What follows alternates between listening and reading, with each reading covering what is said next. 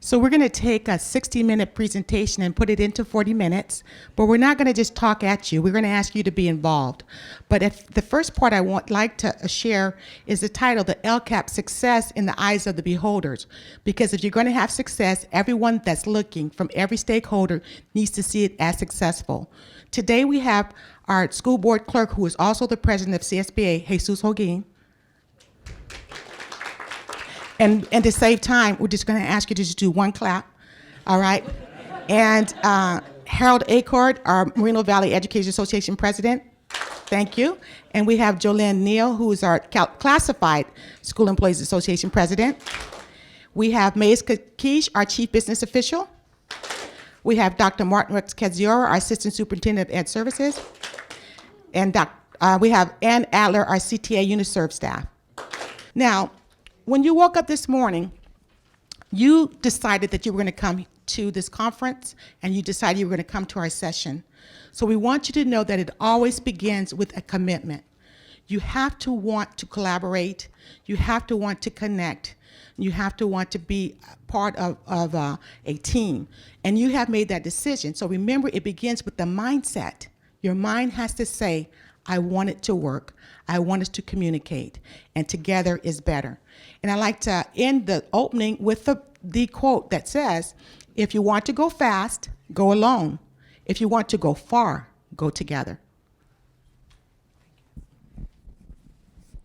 Now, a little history before we start. We in Moreno Valley had a history of having major clashes and a lack of collaboration. This is my 28th year in the district, and there was a strike in 1979, and it got us some language in the contract. That crisis happened. We got close to strike some other times, and it seemed like every time that there were crises, we'd end up putting something together to where it would help us get out, and it helped us, actually the crises in the end helped us get some things that you'll see later that were helpful for us to really get together and really be forced to talk to one another. We had a very positional type of bargaining. We quite often would be at the district office picketing and protesting and having issues. And then around 1999, we had a little bit of a change, and we were able to go to interest-based bargaining. So now in Moreno Valley, since then, we've been using interest-based bargaining. It's really helped us get out all of our issues together. It helps us find our commonalities. And it's really helping, it started the thing around communicating all the time, constantly getting together. It would force us into that situation. And then we've gotten to a place where we've had a lot of changes in leadership, and we're able to come together in a very collaborative way. Thank you very much. Okay, and I came in 1999, but I'm sure I'm not the cause of everything. Just thinking that as he was saying, ha-ha moment. So what we do, Harold was talking about communication, and Dr. White as well. And basically, we try to live the ladder. How many of you have heard of the Ladder of Inference? Really? That few? Ladder of Inference. You can actually Google it on the internet, but CTA has a program called the Unconscious Bias, and long story short, the ladder is part of it. And we've actually, as an outgrowth, developed a whole training on the Ladder of Inference that we're actually trying to get out into our schools. But what the ladder is really about is making sure that when you get information or something happens, that you always go back to the bottom rung and you make sure that you have good data. As adults, we carry a lot of baggage, a lot of filters. And so if we don't go back down to the bottom, we start to make assumptions, and many times, especially with social media and things like that, our conclusions may be based on very selective data. So we don't have time to go into the whole ladder, but basically the idea is before we take an action as an association, before the district takes an action, and I think the school board as well, they go back to, well, wait a minute, let's make sure we have all the information before we proceed up the ladder of action, what we're going to do. And in the LCAP, this has been critical because what happens is, we sometimes have common interests and we sometimes have differing interests. Even focusing on the kids, we may not see the same thing in terms of programs and services. So what we keep doing is going back to getting the data and moving forward. Good morning, everyone. I'm the chief business official for the district. I've been with the district about 4 years.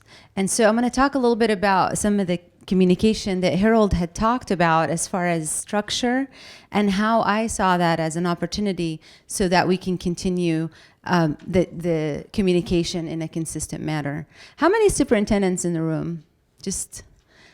And so I'm not sure if this might be familiar to you, because some of the things that we have, the first one that's called CAM, is really a superintendent committee, and that has been in the works for a long, long time before the LCAP and the LCFF came about.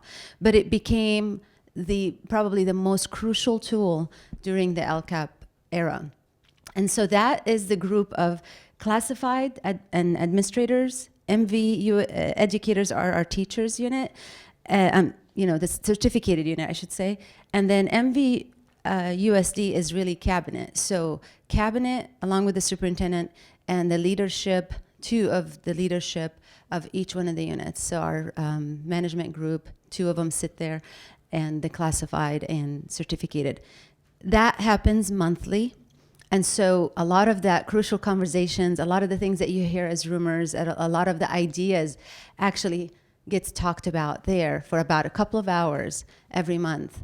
And so that structure was already in place. So what we did is we used that structure to start the process for the LCAP as our stakeholders group, because that became our internal stakeholder. And then later developed the white paper, because it was, and we have copies in your folders that looks like this. In the beginning, when we first came on board as a new team of leadership, it was really hard to define what is our priorities. We started talking about the issues right away without actually looking at what was our priorities. So we ended up leaving all that aside, starting the white paper first, and putting our priorities in more general form. And then when we started talking about the issues, they became a lot more clearer, and we were able to justify talking about them. And under that I would say the CAM is really the higher level stakeholder group in our district. And they are very powerful when it comes to communication with the board, with the community. The JFMC is Joint Fiscal Management Committee. When Harold talked about the strike back in the 70s, and then there was a lot of fiscal problems in the 80s and 90s, they decided to put this committee together so they can oversee the general fund expenditures and and get that communication in a system and not just by chance and by accident. So that group also has representative from the CAM, from each one of the group, and then it has other representatives from the bargaining units and management team members, like the ones that sit on benefit committee and other committees within the district. So that group becomes a feeder group and a recommendation group to the CAM and the superintendent. And that also was in place before, and it became a crucial piece of the LCAP as a system of information that feeds into each other. And then all of these systems that were already in place that we took advantage of started working more cohesively together under this new mandated LCAP that we're living under as an era. And it just became so natural as a district to have the communication flow in a much systematic way. There's no chance for any of the communication to go and fell through the cracks and have somebody be surprised. Thank you.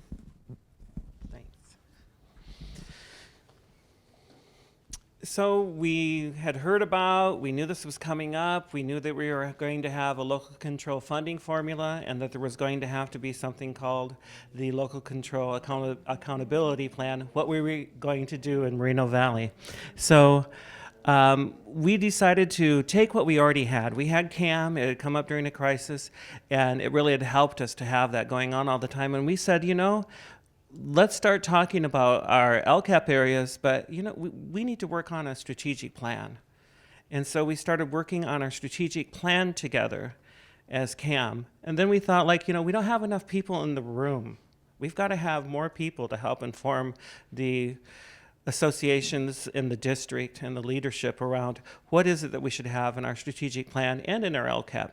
So we started expanding. We expanded it to more people from the associations, more people from district administration, more people from out on the sites. We expanded it to students. We had students from the high schools, and we had a larger group. The group became larger, and we all started talking about what are the priorities for our district? What are the things that we want to do? What should a student be able to do when a student leaves Moreno Valley Unified School District? What have we done in order to help them and get them to where they need to be? And in order to do all of that, we had a survey, and we surveyed all of our internal constituents. We talked about what is it that you expect for our students to do. We used our website. We had teleconferences. We had all sorts of opportunities for the community and the members to get involved in our LCAP process and to give input into it. MVA, we used our executive board, our rep council, and we do something called a site visit blitz. And that site visit blitz is where we go out to every site as the association, and we talk to every single member that we can and say, what is it you need from MVEA? You know, what is it that you can do for MVA, but also what is it that you need? And if you look in your packets, you can see that we have the strategic plan, and also we have our, I believe we have our, something around our LCAP in there too. So you can see that we came up with a strategic plan to guide us, and we also have our LCAP there too. All right. One thing that you have to remember is that it is a continuous process. It's not a one-time event. So when we established our CAM, we went to the expanded CAM, which was internally, and then going again externally for different groups to join us, and then going back to CAM again. So it's like an accordion. You go out, you come back in, you talk, you triangulate data. Even as a superintendent, it did not preclude me from having town hall meetings in the community. It didn't preclude me from meeting with individual parents with special interest groups, but we would always bring the information back to the CAM before the decisions were made, and then going back to the external CAM and checking in and having a balance. So as you hear our voice from a CSEA, you'll find that it was a very strategic process, and it engaged quite a few of our stakeholders. Now you have to be patient with me. This is my first time. So we started working with our stakeholders, but before we went into our stakeholders, they involved us all in making sure we understood state priorities. And we had the local state priorities, and our group did very well with targeting that. I mean, we spent time at the governor's thing, that the budget workshop. All of us, we were all targeted to go to this workshop. So we understood the 8 state priorities, and the 8 state priorities the LCAP broke it down into 3 priorities. So then before you understand what you're going to present to your stakeholders and how you're going to give it to them so that you keep them on task with the development and engaging them and understanding what you know in our districts, it was tons of development, tons of engagement. So from learning all of that, we then moved into understanding our data. You know, and all your data basically is in your systems that you have already in place in your schools. And so from the data that was gathered, we then communicated that as we developed our stakeholders to make sure we knew who our stakeholders needed to be. And we have a superintendent that really was excellent with developing our stakeholders, because her main concerns was those people that came to the schools and complained about their kids not being educated, about certain things that were happening, about different events that went on that they were concerned about through the years, because they don't just have one kid coming through the system, they have a whole group of them, you know, that come through, and so they wanted to see something better for their schools. So she kept this list, and through that was her #1 target, bringing them in, helping them understand what we do. But at the same time, she targeted a whole bunch of other people. She targeted our DLAC, our bilingual groups that wanted to understand what was going on, our African American group. Because through your data, you have tons of targets that the LCAP is going to pay you for, the monies are going to come through for. So you must show that improvement. And then your school side councils and your unions that are all have to be involved in, and they're all in one big room working together to develop all of this data and to put it into areas where you have to work on so that that LCAP comes out and that money is spent where it's needed to be spent, that these kids are going to target. We've been gifted this past year with, high graduation rates. We jumped up 17%. So it really made, showed that the LCAP that we're working on in our strategic plan was targeted in an upward motion. So, we extended it with the parent groups, the union representation. We extended our cabinets, our board of trustees. Our higher education showed within 2 years it was making its jump. Our business communities were involved in the room. A room bigger than this. You got these children in the room. You're listening. Because number one is you can't fix it unless you listen and understand. So it was great success for us. Now, as you look at year 2, because you never want to say, well, we've got 75 stakeholders, we're good. You have to continue to reach out to others. And so these are some things that we've done. I'm going to go over them quickly. But the telephone town hall meetings, that's the one where you have a contract with a company and they call all of your homes at the same time on a given night. We passed out flyers. We said, please pick up your phones at 6 o'clock on April the 9th, and we will talk about Common Core. That was the topic for that night. They reached 14,000 homes. We had several thousand that stayed for the first 20 minutes, and we had about 500 that stayed for the full hour. Now, during that time, they can ask questions, and it's just like a radio show. And there's a facilitator from the company, and they say you have a call from Mrs. Kakish, and then her voice actually comes on the line, and as superintendent or cabinet member, we listen, and then we answer orally. So that has been a lot of success. We've actually had more than one, and parents have asked for more. How many of you have talked to thousands of parents at one time? And they heard you. Okay, and then we have the Parent Ambassadors Group, where we actually hired 14 parents who represent the subgroups within our community to be ambassadors to go out into the community and go to places that are non-traditional. So this has been very helpful because they're going not only to your schools, but they're going to Lowe's department store and meeting with their staff if they have children in our district. They're going to the WIC office, they're going to DPSS. So we have parent ambassadors who are very excited, and they have been given a radio show because a radio person thought it was such a great idea. So they're going to be on the radio once a week talking about LCAP to the community, parent voices to parent voices. And the Asterisk program is where we hired 75 students who worked in the community at various places throughout our community. And then we had a second internet survey to those employees and community members on our site. So these are just a few things we wanted to highlight. Thank you. So during the process, this is an important piece because one of the areas that worked really, really good for this district was that the strategic plan was being put in place at the same time as the LCAP was being developed. So that worked really, really good. So it was the same material, the same discussion, the same conversation going on. But for the strategic plan purposes, the district, along with the stakeholders, everybody was in agreement that it would be a good idea to contract some outside agent or outside consultant.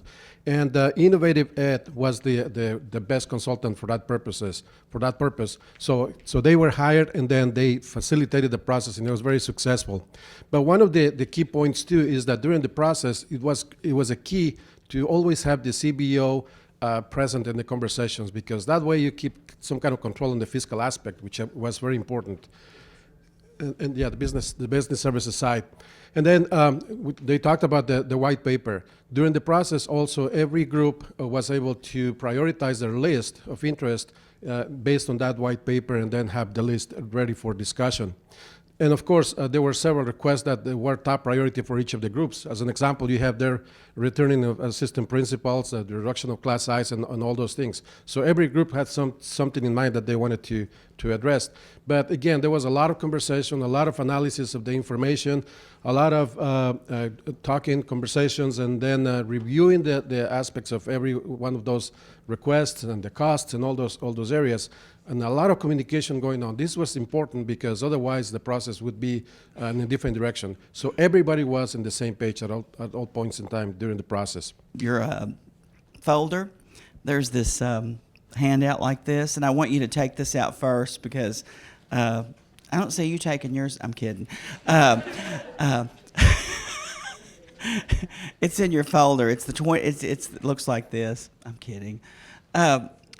What I want you to do is I want you to look at this because there's 20 reasons to be proud in 2014-15. Now, I want you to know that Dr. White became the superintendent of Moreno Valley 4 years ago. And when she became the superintendent under the board's leadership, if you look at that, you see the graduation rate in there? Now, y'all, I know it's early, but it's there. You see what it was? Does anybody see the number? Okay, help me out. What was it? 69%. So, people weren't happy. And Dr. White, when she came, she said, what are we going to do about this? And I want you to know, everybody in the district really came forward to help with this. This was something that was a community effort. And today, the numbers change every day, like the CalPADs, but it's like 83%. And that's 17% growth in the last 4 years. That's the highest in Riverside County. Now, that's something, isn't it? Yeah, you can clap more than once, But I want you to know that when we share the data in our district, the test scores, the graduation data, the reclassification rates, the suspension rates, and the surveys that we take, people take it seriously. And so these 20 reasons here are all the result of people working together to bring about this change in our district. We're very proud of these accomplishments. During the process, one of the things we did, like Dr. White talked about that telephone town hall, do you know that after you get done with that, there's people that didn't get their questions answered, so they email them, and you get a list. We have a list of parents now on Common Core. The last topic that Dr. White did was on Common Core, and there was so much interest in this that now we have a list of parents that weekly we send out things to them through email. Oh, and another thing, thank you. Another thing that Dr. White just did, now at first we thought, yeah. We're going to go on a school bus out in the community. So we had 5 buses that went out into different parts of the community, and a board member was on it, the union, everybody that's here, the stakeholders. And we went out on these buses and went out to different sites in the community to give out information on LCAP, Common Core. And I want you to know, I probably had the best time, and I probably complained about it the most riding on the bus. But when I got out there with those people walking up with their kids, wanting to know stuff, it was really a genuine experience and authentic that helped us connect with our community. And so those are the kinds of things that are happening in order to achieve these results, is a connection and an engagement with our community that we probably hadn't had before, and the appreciation that we are out there. So, can you imagine, driving up on a school bus that has a big sign out on the side of it, like an ice cream truck coming in the neighborhood, people running after it. You're out there in the street flagging people down, and people thinking, what's wrong with him, But now some of y'all are looking like you don't believe it, but it happened, Okay, and one of the side benefits of everything that we've been doing, we had these structures. It strengthened these structures because we thought, well, we don't want to reinvent the wheel when the LCAP came. Let's take what we have and make it work for the LCAP.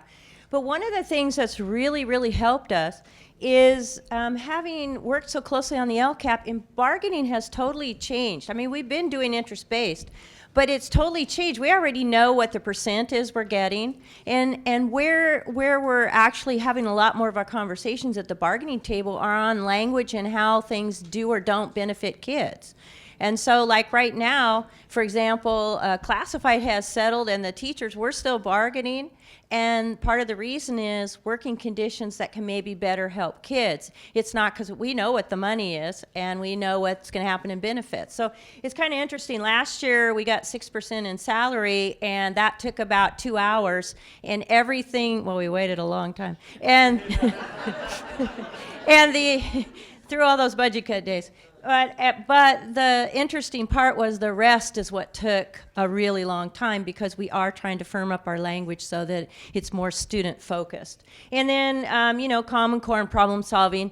Just basically, what did we say? We did a training the other day for another district, and we said it's not all lollipops and roses. Don't get us wrong, you know, but we do constantly use that ladder. If MVEA or classified thinks that we're not getting the right, we're not seeing what we think we should be, we pick up the phone and we call the superintendent, or we call a cabinet member, and vice versa. The superintendent will call MVA and say, hey, share with me. I'm hearing this. Is this what's really going on? And we think maybe we need to talk about this. So it's that constant, simultaneously, all these things are happening, but they basically are strengthened by our LCAP process. Thank you. And I cannot stress enough the collaboration of this entire team, including the stakeholders.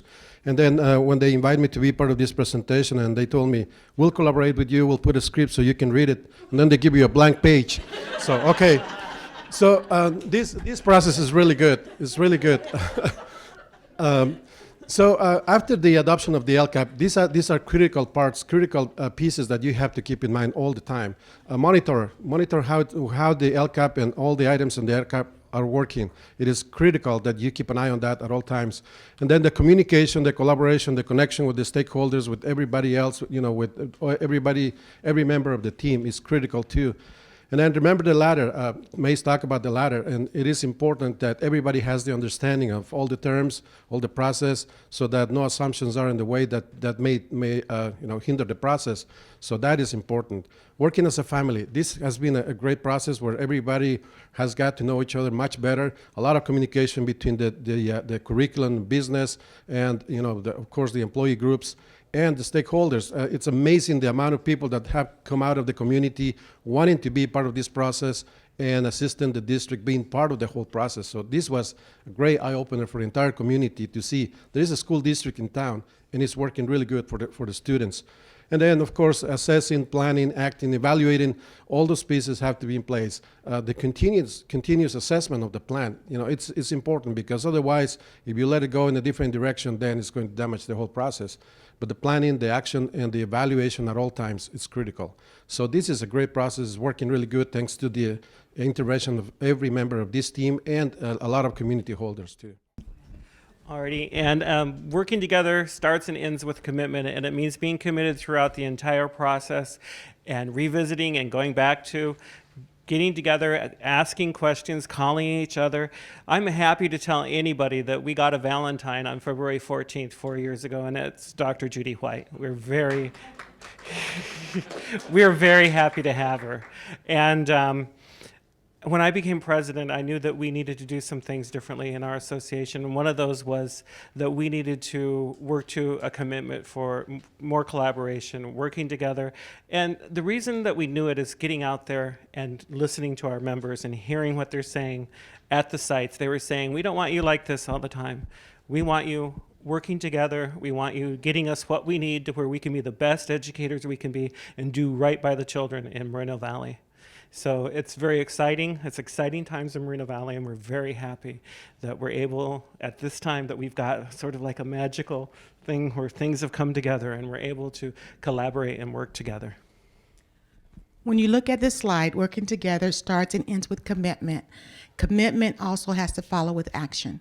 So there's 3 things I want you to remember.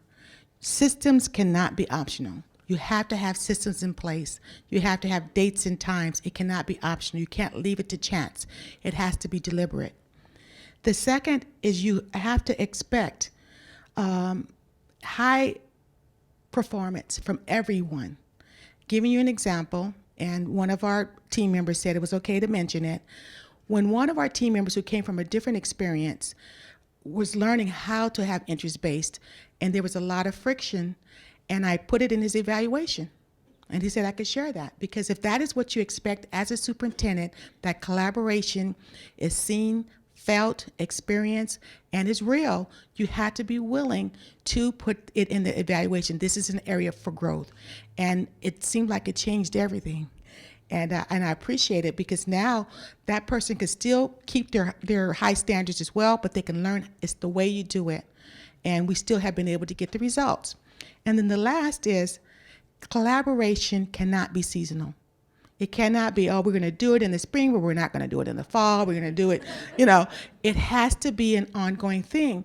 But we are also working with human beings. And that is what I love about working with our associations, because we never forget that we are human beings. And sometimes, Dr. Judy White, as wonderful as I try to be, I want to have something done. I want full day kindergarten. And I don't want to go through the whole process, I want it. But we still remember the process, and we still get to the goal, but we just all have to remember, are we willing to give? Not only just to receive, but even as a superintendent, a board member, cabinet member, president, CTA, UNISERV member, are we willing to give as well? And that's what we try to do, is establish that. So that's what we want. You have to be committed to do it, and then you have to follow up, and you have to be accountable. So I think this is the time we're supposed to open it up for questions.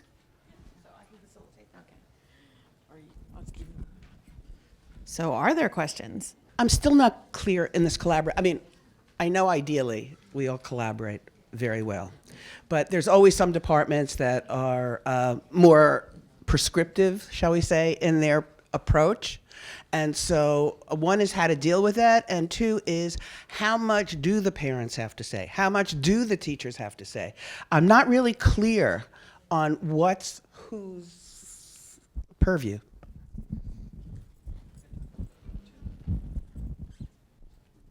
And I think to give a complete answer, you have to hear it from two different perspectives. From my perspective, everyone has an equal voice.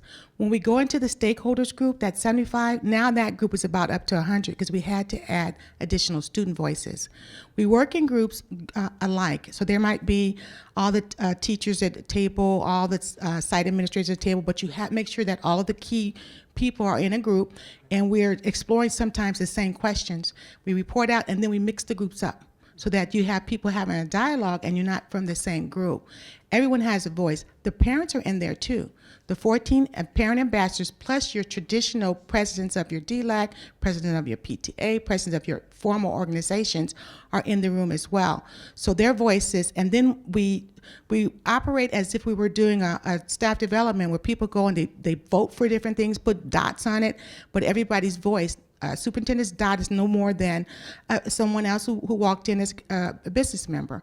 So then we strategically list things, but we look at it from the data perspective. You got to say, oh, you want to spend money in this way. What is the outcome that you're looking for? If you're looking for that particular outcome, what would be the evidence to show that you actually met that particular need? So that's one of the perspectives that I see as collaboration. I agree with Dr. White. And also, as an association president, I know that I've got to make sure that the people that we have there, that we've talked with them, and that we know that when we're representing people, we have to listen to the voice of our members. And that's why we go out, we collect data, we continually give feedback, and we ask, and we say, these are the things we learned, and get feedback back. And that's extremely important. And I think also, as that group, we keep putting that information out. It doesn't just happen to where it's all information to us.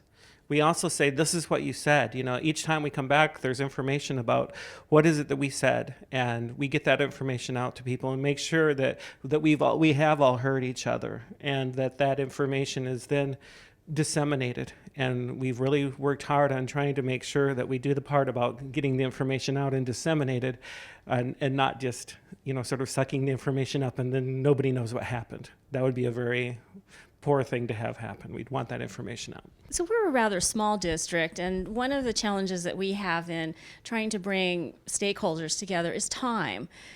Just curious how you handle that. I mean, you have teachers who are working a full day, classified who are working a full day, superintendent who works 2 full days in a day. And how do you get especially because you also have a really large group, how do you actually schedule this time on a regular basis?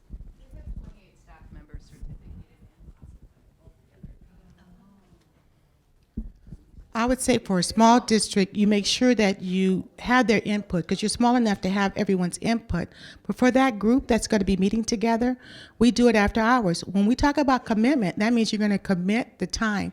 I use donation money that different groups give me to buy refreshments. So when you're going to come to a meeting at 4 o'clock, that's the time that our stakeholders group meets. They meet at 4 o'clock in the afternoon from 4 to 6. They make that commitment. We have sandwiches and chips and cookies and things for them that's paid out of a donation account. We start on time, we end on time. And it's a commitment. But if you know for the full year what those dates are, then you're there. And that's how we've been successful. All right.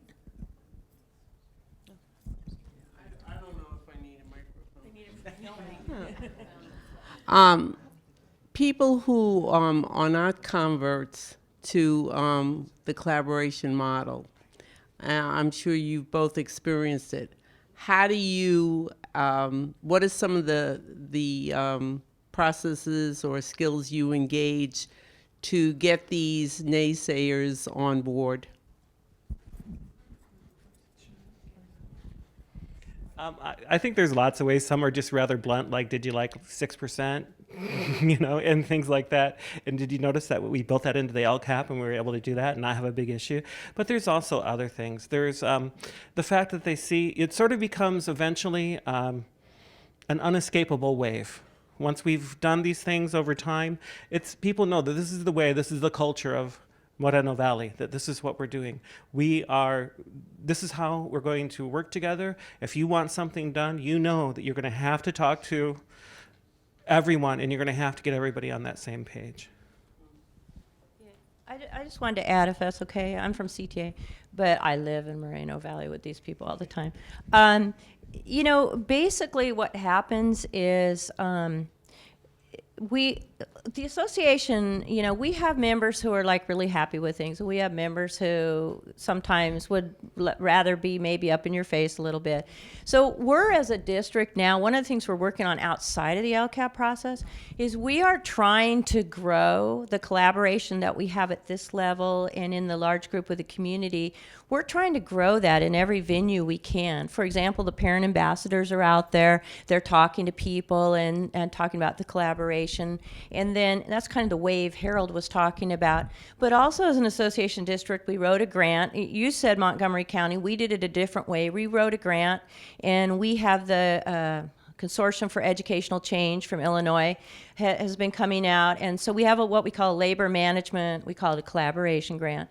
But it's really labor management. And instead of the association like we have been doing, going out and listening and coming back and saying, this is what our members say, we're actually taking kind of a bold step where we're going to be going out together as CSCA, as the district administration, as ourselves, and doing deep listening.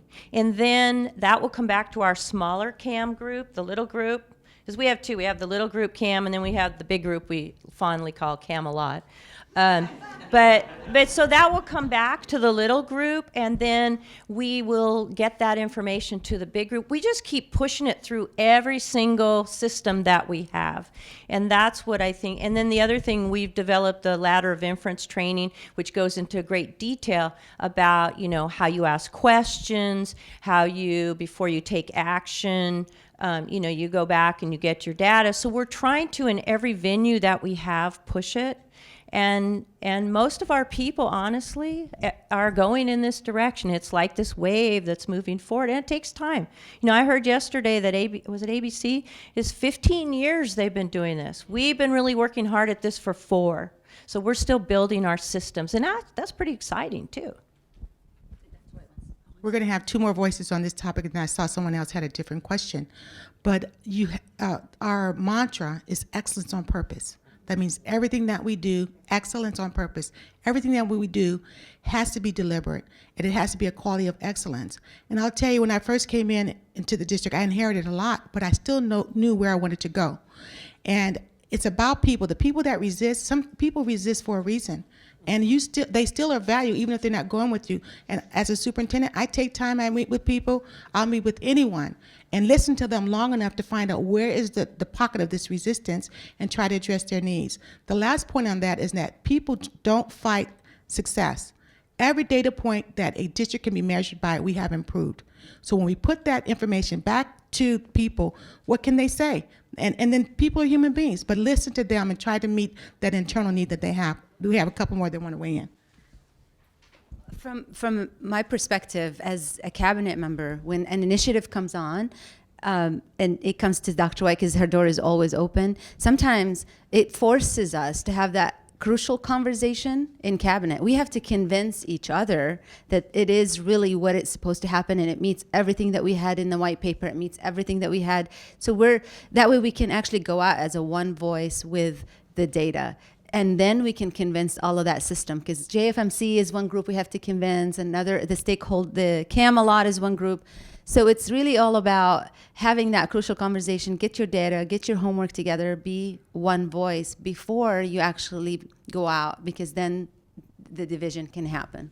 Thank you. I'm Gina Clayton Tarvin, and I'm the president of the Ocean View School District Board of Education. And this is more of a comment than a question. I want to tell you that I'm actually a teacher in the ABC Unified School District. And the panel that was there yesterday is from ABC, and when they showed the charter agreement on the screen, my name was the second one from the bottom. I'm one of the charter signing members of that agreement and one of the original, creators of the partnership. I started there in 95, 2 years after the strike, and we realized we had to go in a different direction. So as a union leader, as a teacher in ABC Unified, I've grown and I've come up. I've actually grown up in a partnership my whole career. Now I'm trying to bring it to the Ocean View School District in Orange County, because ABC is in LA County. Bringing it to Orange County, where I'm on the board, in a place Ocean View's been very dysfunctional. I'm talking 9 superintendents in 2 years. This is not a joke. And so then the teachers of Ocean View brought me, the Teachers Association actually helped me. They helped me to get elected. And since I've been on the board and then become president just in December, we've made huge strides. Look, here's the president of the Teachers Association with me here today. And that's why it's so important to kind of work together. Thank you. I'm wondering about the need for both the strategic plan and the LCAP. In some ways, it looks a bit redundant. I see that they're intersected, but I'm curious why you feel like both are important.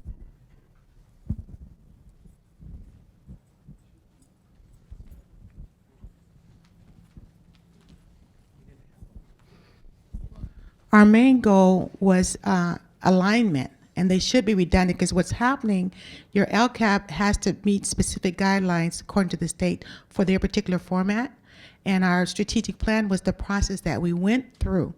And so you might find more detail in the strategic plan about the processes and the priorities, but the LCAP actually meets the letter of the law for your state requirements.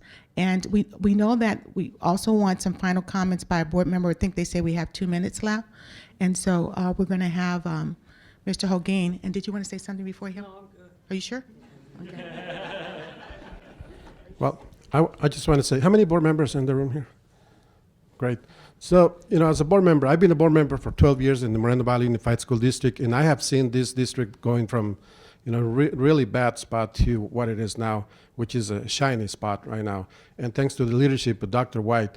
But there are some pieces that are key for that success, I think. Of course, her leadership, and then the belief of all the members of the team, so that they follow her lead, and the excellence and purpose that she brought to the district. And then going out to the community and trying to bring the stakeholders together, businesses, faith-based organizations, parents, and the naysayers and everybody else to come on board and work with her. But the other piece is the board had to be convinced that what she was doing. She came as a brand new superintendent, her first time as superintendent. So at the beginning, there was a little bit of reluctancy as to, is she the right leader for the district? Because the district is in a very bad shape. We need somebody to bring up the district. So she did. From day one, she came, talked to the board, and she said, this is what I want to do, but I need you to be behind me. If you're not going to be behind me, then this is not going to work. So the board talked about it, and we had great, deep conversations with her, and then we decided, okay, we need to support her, because otherwise we're never going to get out of this deep hole. So the support from the board and then to believe, and then working with her and working with all the stakeholders. So I can tell you, I'm here representing the board, but every one of my colleagues feel the same way. We support 100% the work that she's doing, and there's a lot of also positive conversation with the board and with the presidents of the unions, and everything is working the right way. But the support has to be there at all levels.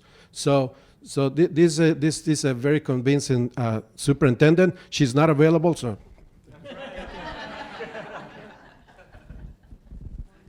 One minute.